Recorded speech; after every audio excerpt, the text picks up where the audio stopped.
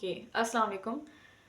आज जो है वो हम थर्ड चैप्टर के अनदर टॉपिक को डिस्कस करने वाले हैं which is Lewis structure. It is very important. So the chemical symbol of element surrounded by dots each representing one of S and P valence electrons of the atoms. अच्छा यार, मतलब ये जो leeway structure है ना, ये एक तरीका है। It's way of representing the valence electrons in the shell and the outermost shell.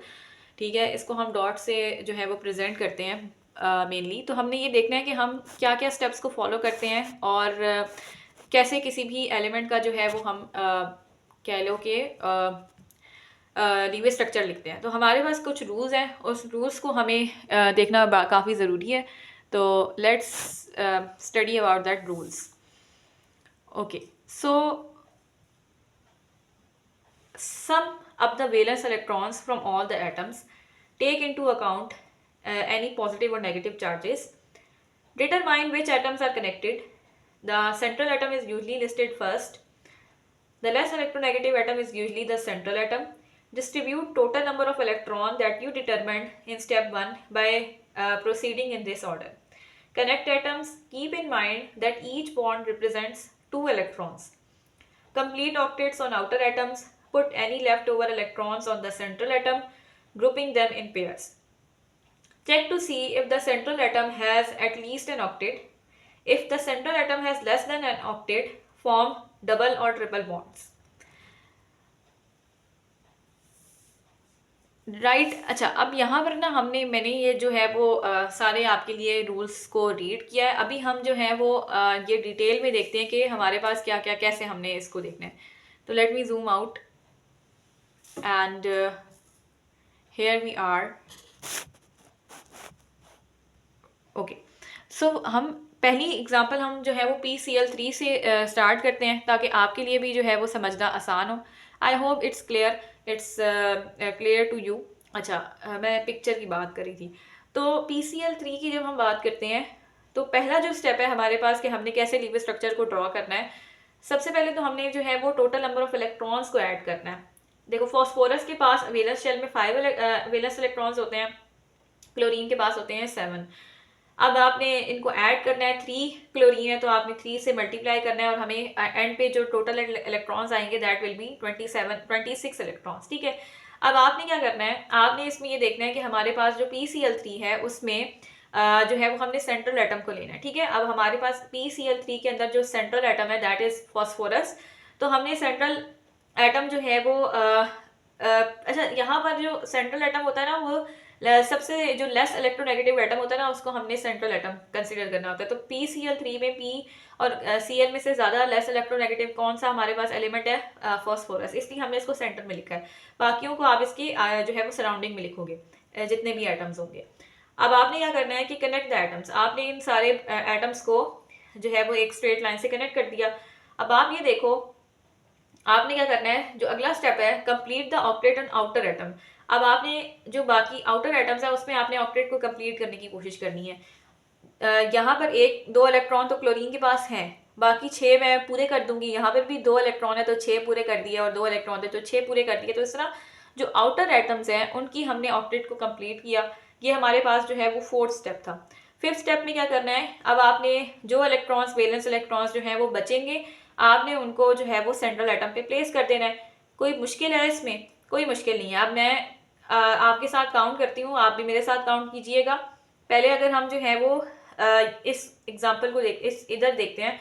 हम वैलेंस सारे इलेक्ट्रॉन्स को काउंट करें। 1 2 3 4 5 6 7 8 9 10 11 12 13 14 15 16 17 18 19 20 20 21 22 23।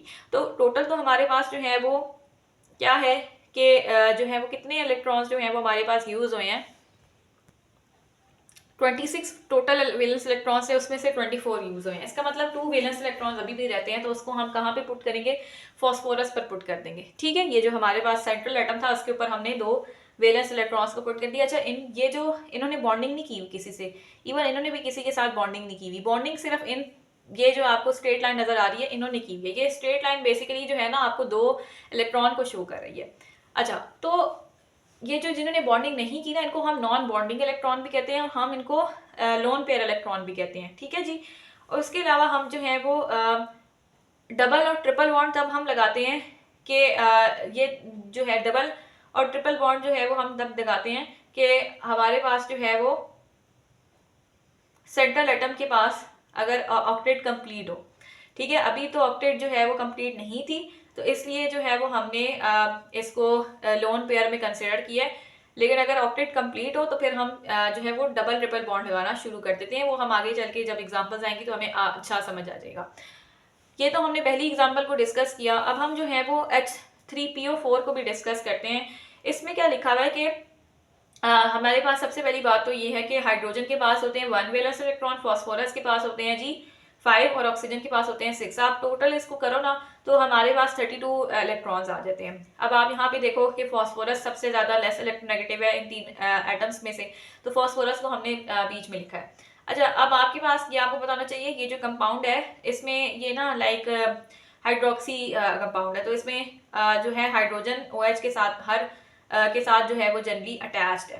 ठीक है जी, तो इसमें मैं क्या कहना चाह रही थी कि हमारे पास जो है वो जो है वो ऑक्सीजन को हमने फास्फोरस के सराउंडिंग में लिखना है और फिर हाइड्रोजन को जो बचे थे 3 हाइड्रोजन उसको हमने 3 ऑक्सीजन के साथ जोड़ देना है। फिर अब आपने क्या करना है कि कनेक्ट करना है हर एटम को, तो हमने जो है वो कनेक्ट भी किया है। और अगर हम जो है वो इन सबको काउंट करते हैं, टोटल 32 आ रहे थे तो हम इनको काउंट करते हैं तो 1 2 3 4 5 6 7 8 9 10 11 12 13 14। तो हमारे पास जो टोटल वैलेंस इलेक्ट्रॉन आ रहे थे वो कितने थे? 14 थे। कितने थे हमारे पास? कितने आ रहे हैं? 14, लेकिन टोटल 32 हैं। तो हम जो है वो बाकियों को पूरा करते हैं। बाकियों को जो है वो हम लाइक फॉर एग्जांपल 15 16 17 18 19 20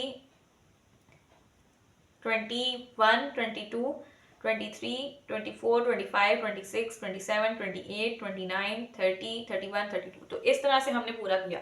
अच्छा, हमने यहाँ पे क्यों 4 इलेक्ट्रॉन लिखे हैं, यहाँ 6 क्यों लिखे हैं? क्योंकि अगर देखो 4 लिखने के बाद ही इसकी ऑक्टेट कंप्लीट हो रही है ना, इसने हाइड्रोजन के साथ भी तो बॉन्डिंग की हुई है, बट ये जो ऑक्सीजन था इसने किसी हाइड्रोजन के साथ बॉन्डिंग नहीं की थी, इसलिए यहाँ पर हमने 6 इलेक्ट्रॉन्स को प्लेस किया। और अब आप देखो कि इंडिविजुअल को देखो, हाइड्रोजन को तो 2 ही चाहिए होते हैं तो 2 ही है इसके पास, ऑक्सीजन की 8 चाहिए होते हैं ऑक्टेट कंप्लीट करने के लिए तो 8 ही हैं, और फास्फोरस के भी 8 हैं 1 2 3 4 5 6 7 8।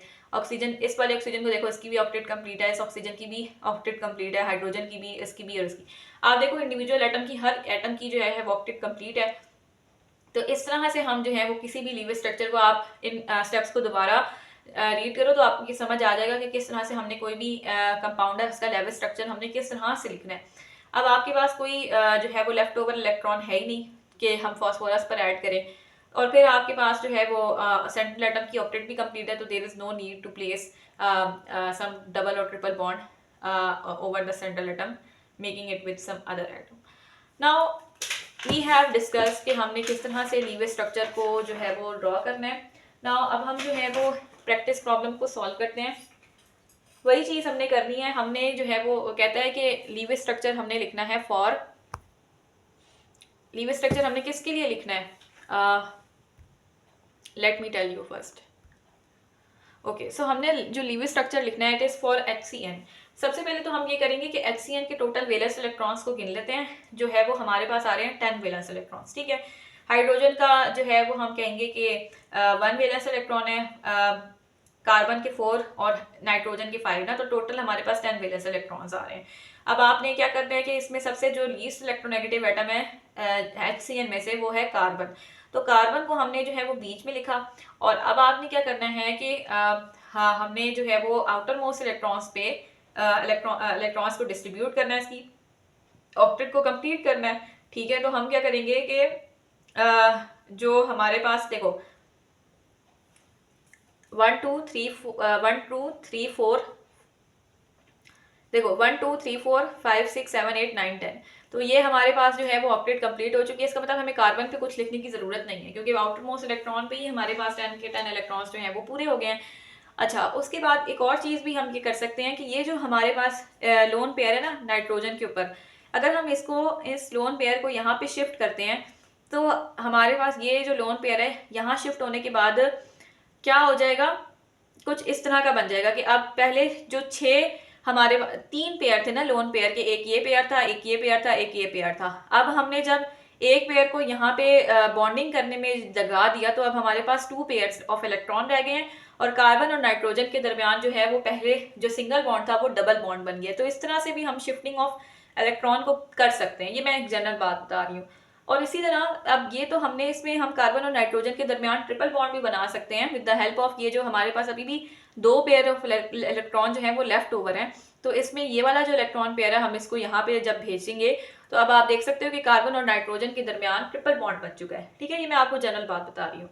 तो ये इस तरह से भी हम जो है वो shifting of electrons in the bond करते हैं, क्यों कर सकते हैं और होती भी है। ठीक है जी, अगला उसने जो चीज़ हमसे डिमांड की है ना, to calculate the formal charge on the central nitrogen atom of NH4+।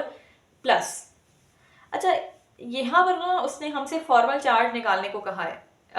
You have to know कि हमारे पास फॉर्मल चार्ज का फॉर्मूला क्या होता है। It is basically the valence electrons minus non bonding electrons.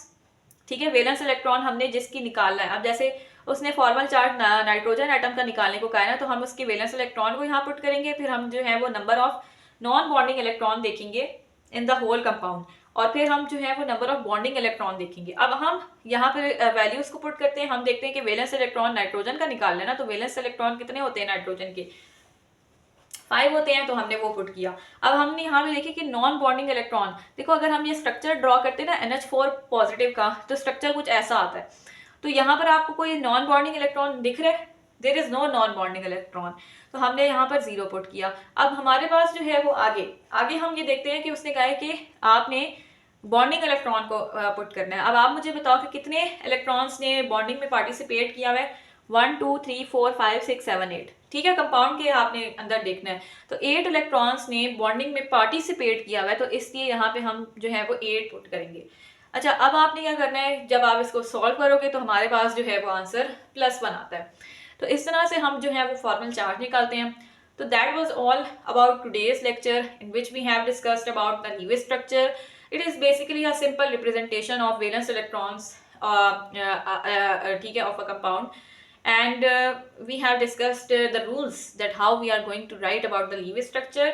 We have discussed a couple of examples of it, and also we have talked about formal charge and its calculation and its formula, and how you are going to calculate a formal charge of any element of a compound. And I hope so you will get the lecture if you have अगर आपने ये lecture बड़ा गौर से सुना होगा तो you will get the lecture inshallah ताला.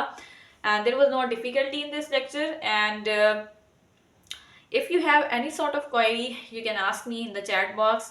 अब आज के लिए इतना ही। अल्लाह हाफिज़।